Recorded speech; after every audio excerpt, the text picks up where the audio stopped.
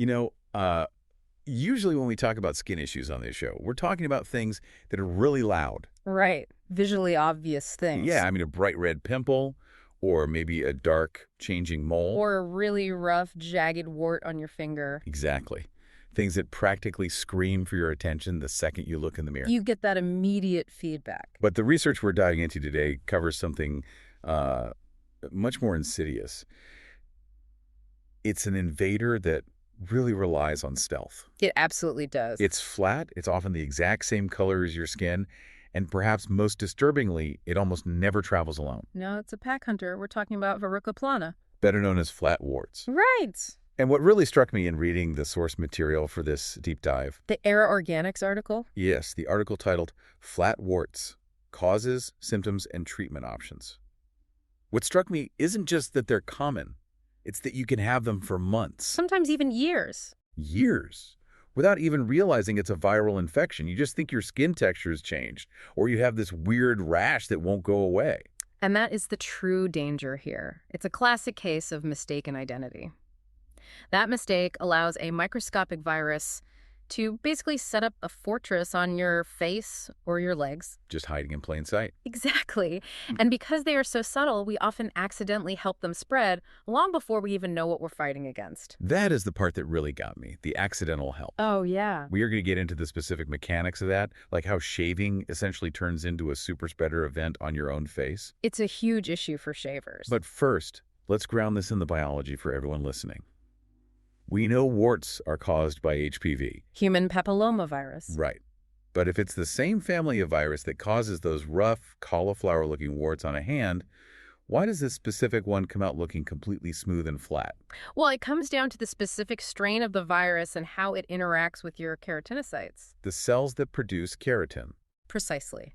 When you look at a common wart Verruca vulgaris, the virus forces those cells to grow in these wild finger-like projections that push way out of the skin. Like microscopic stalagmites.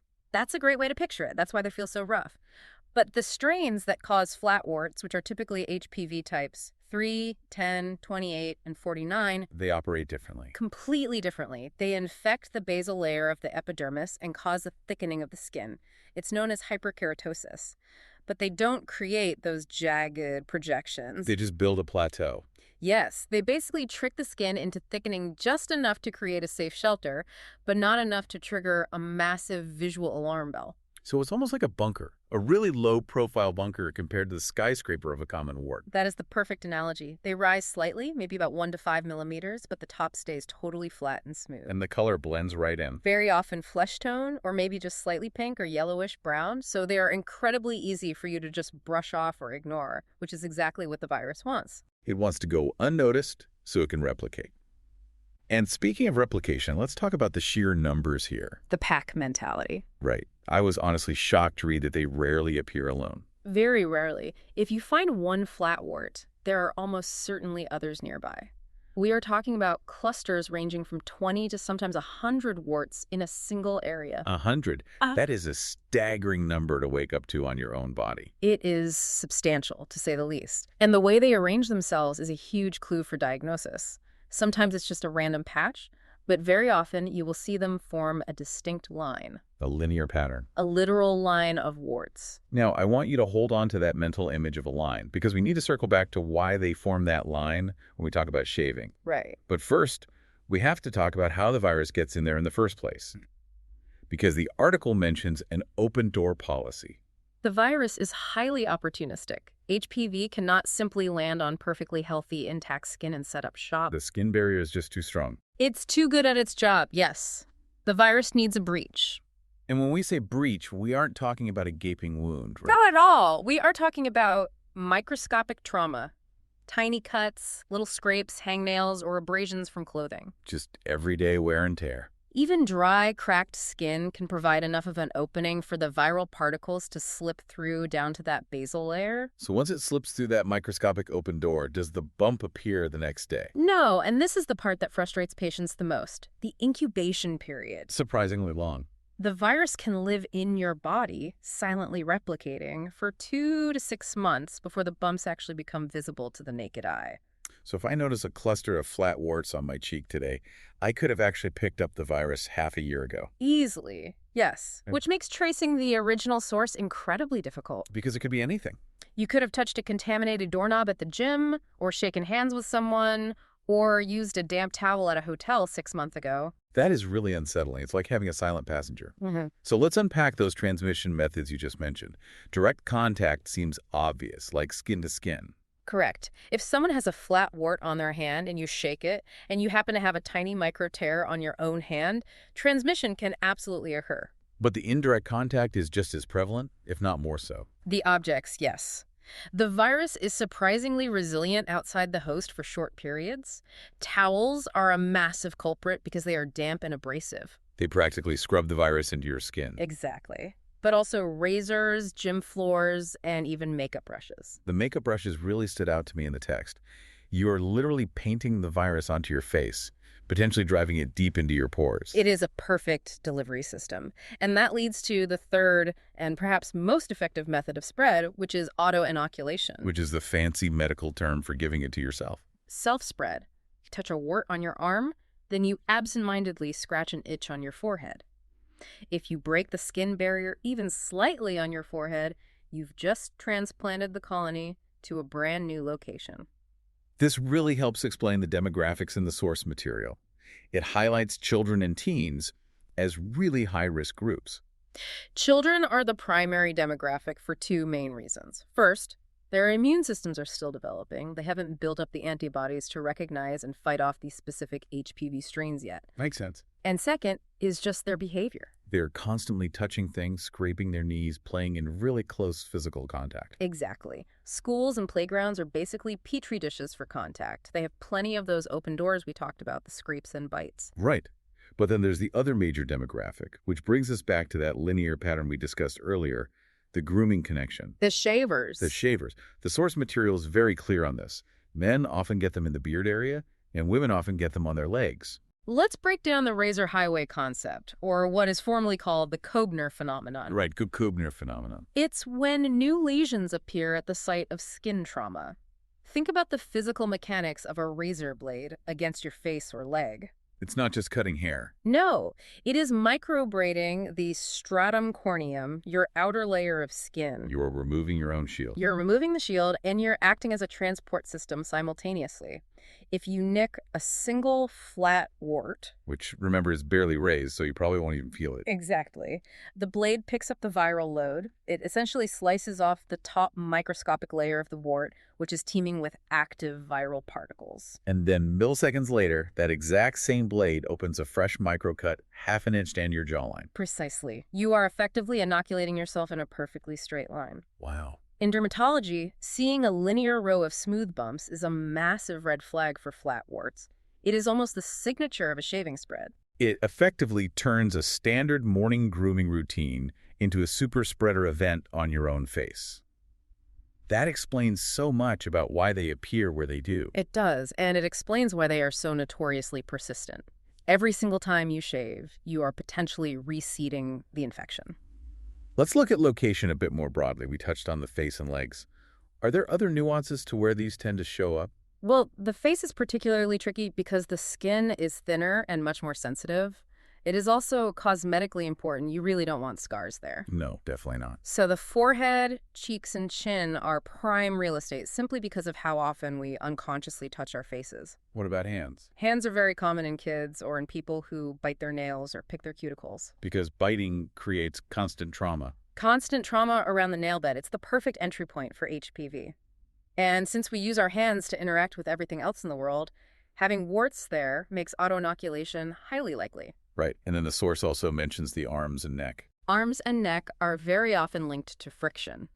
Contact sports, shared gym equipment, or even something as simple as a tight shirt collar rubbing against the neck all day. Just that constant rubbing. That friction damages the skin barrier just enough to let the virus slip right in. Okay, so let's say someone listening is looking in the mirror right now. They see a cluster of small, smooth bumps. They suspect flat warts. But before they start furiously treating it, diagnosis is key. Right. The diagnosis is absolutely crucial. You cannot effectively treat what you haven't identified accurately. Because there are a lot of lookalikes. The source material lists a few very common confusions. The big one, especially for teens and young adults, is acne. Because they're small, they're on the face, and they look like bumps. Right. But there is a distinct critical difference. Acne is inflammatory. It involves the pore getting clogged with oil and inflamed by bacteria. So you see redness. You see redness, swelling, maybe a whitehead or pus. Flat warts are usually not inflamed at all. They are skin-colored or brownish and totally calm. They're just there. What about those little hard white bumps? Melia. Melia, those are trapped keratin cysts. They look like tiny pearls stuck just under the skin. But they aren't a virus. No, they aren't caused by a virus, and importantly, they don't spread if you touch them. They are singular entities. Flat warts are softer and much fleshier. And skin tags. Skin tags actually hang off the skin.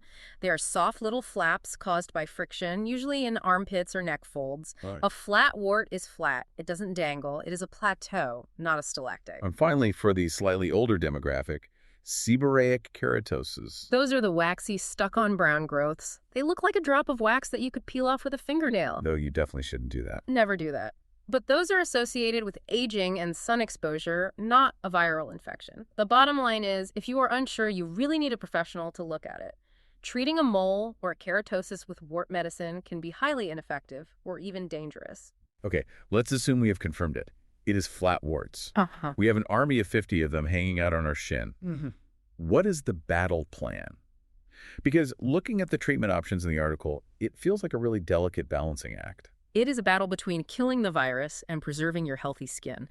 That is the fundamental challenge we face. Too aggressive and you scar. Right. If you go too hard, you risk scarring, which is permanent.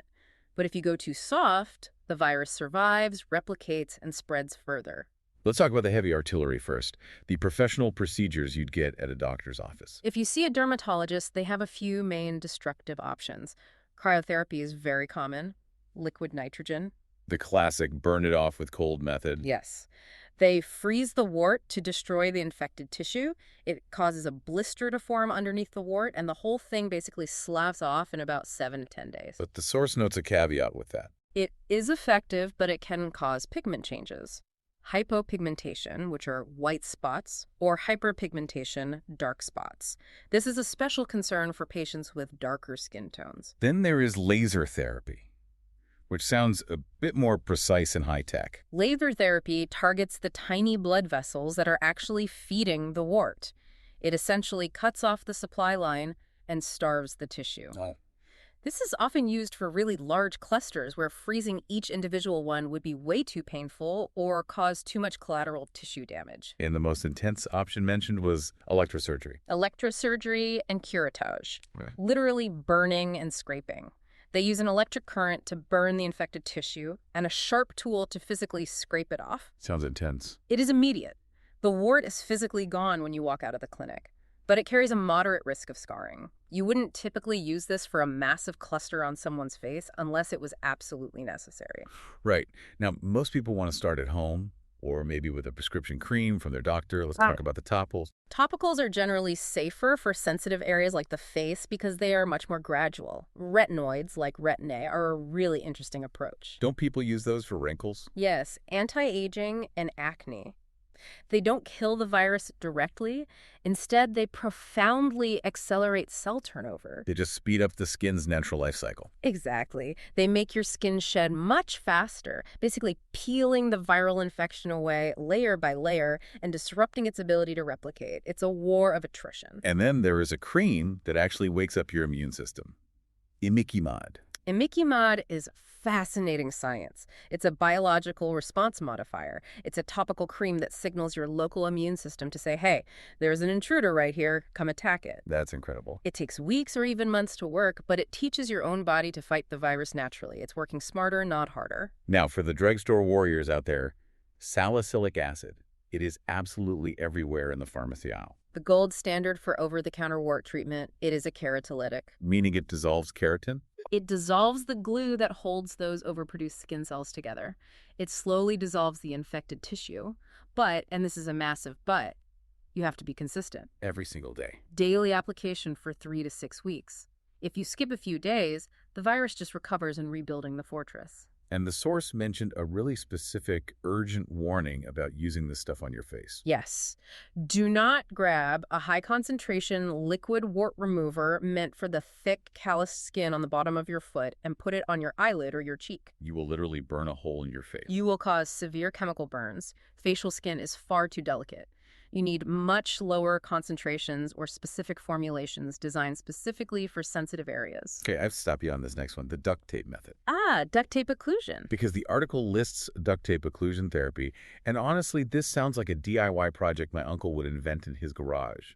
Is this actually medically sound? It is debated in the medical community, and results certainly vary from person to person, but the mechanism behind it is genuinely fascinating. It is not just about suffocating the virus, which is the common myth people repeat. It's not suffocating it. No, it is actually a crude, physical form of immunotherapy. Wait, so you were just trying to annoy your skin into fighting back? Essentially, yes. HPV is very, very good at hiding from your immune system. It lives up in the upper layers of the epidermis where the immune cells don't patrol as heavily. The stealth bunker. Right. So by applying strong, sticky tape to the skin and ripping it off every 6 days, you are causing local irritation and maceration. You're creating a scene. You are creating targeted inflammation. You are sending out a massive signal to the body saying, hey, there is tissue damage over here. And the immune system responds to the tape. When the immune cells rush in to fix the irritation caused by the adhesive and the peeling, they finally discover the virus that has been hiding there all along. That is brilliant. So the tape is just the bait to get the immune system to show up to the party. Exactly. It requires immense patience. We are talking weeks of taping, soaking, and filing the skin. But for some people, it works remarkably well without using any harsh chemicals. Okay, so we know how to fight them once they're here. Yeah. But I'd rather not get them in the first place, or at least stop them from spreading if I notice one. The source dives into prevention and lifestyle changes. Hygiene is paramount here. We talked about towels earlier. The towel rule is completely non-negotiable. Separate towels. If you have flat warts on your face, use a separate towel exclusively for your face. Do not use your body towel on your face, and vice versa. Because a damp, warm towel is just a happy home for a virus. And you are physically scrubbing the virus deep into the fabric loops. You need to change that face towel every single day. That's a lot of laundry. It is, but Yeah. it's necessary. And tool care is just as critical. If you use tweezers, nail clippers, or a razor, they must be disinfected. Rubbing alcohol or boiling water after every single use. Every use. That is a real commitment. If you are reusing a contaminated grooming tool, you are fighting a totally losing battle. You could treat the wart perfectly at night and then just reinfect yourself the very next morning. Right. And the biggest rule of all, stop shaving the affected area. Just put the razor down entirely. If you have a cluster of flat warts on your legs, stop shaving your legs. Wear pants for a while.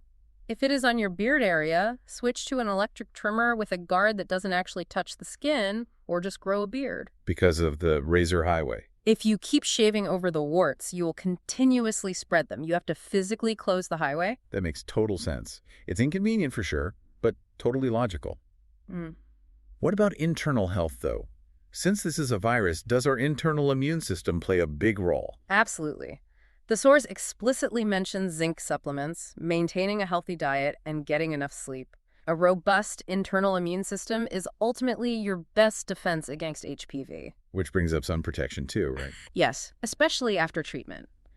As your skin heals from cryotherapy or acids, it's very vulnerable to UV light. You need strict sun protection to prevent permanent dark spots from forming on that new, fresh skin. Speaking of the immune system, let's talk about the final takeaway here, because this one statistic kind of changes the entire perspective of the condition. The wait-and-see numbers. Right. The source states that nearly 65% of cases just disappear completely on their own. Usually within a 2-year window. Your immune system eventually figures out the puzzle, it finds the stealth intruder, and naturally eliminates it. So it creates a real dilemma for the patient. You have this medical statistic that says, hey, the odds are actually really good. This will just vanish if you do nothing. But the cost of doing nothing is incredibly high. Right. You might spend 2 years looking in the mirror every morning at an infestation that is slowly, steadily growing. And that is the psychological burden the article touches on so well. Flat warts are not physically painful usually. They certainly aren't life-threatening, but they are profoundly mentally taxing. So the wait-and-see approach isn't really free. You are paying for it with the daily anxiety and the constant risk of transmission. Which is exactly why most dermatologists highly recommend early intervention. Not because the wart itself is dangerous, but because the mere presence of the wart implies a physical vulnerability that needs to be closed. An open door. And in those 2 years of waiting, you are actively contagious. You could spread it to your kids, your partner, or entirely new parts of your own body. You could easily go from 5 bumps to 100. Right. 65% go away eventually, but that means 35% stick around long term. And nobody wants 100 warts on their face for 2 years. Exactly. Ultimately, flat warts are a signal. They are a visible signal that your skin barrier was breached and your immune system is currently distracted. A wake-up call. It's a wake-up call to take a hard look at your hygiene habits and your overall health. It really makes you think about the invisible world we live in. We think our skin is this impenetrable wall, but it's really more of a busy intersection. Precisely. And we need to be much better traffic controllers. Which leads to a really provocative thought for you to take away from this deep dive. If a tiny virus like HPV can live silently on your skin for 6 full months, completely invisible, before finally showing up as a bump, It changes how you view your environment. what does that tell us about the invisible ecosystem we are interacting with every single time we touch a shared gym mat or grab a public doorknob or even just shake a stranger's hand? It's a microscopic numbers game we play every day. A fascinating, if slightly terrifying, look at the invisible battles happening on our own cheeks. Make sure you stay clean, sanitize those razors, and thanks for taking this deep dive with us. Stay curious.